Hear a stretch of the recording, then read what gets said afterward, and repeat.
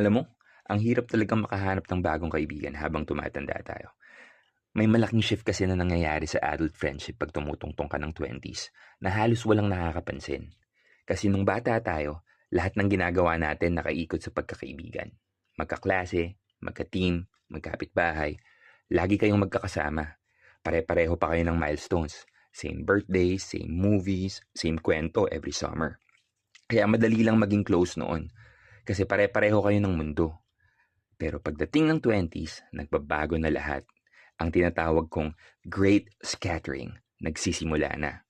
Biglang nagkakahiwa-hiwalay ng direksyon. May lumilipat ng city, may nauuna sa career, may nauuna mag-asawa o magkaanak. At yung dati mong barkada, unti-unting nagiging tahimik yung group chat. Friendship becomes an individual sport. Hindi mo na pwedeng asahan na laging andyan sila. Kaya ito ang rule number 1 sa adult friendship. Huwag mong i-expect.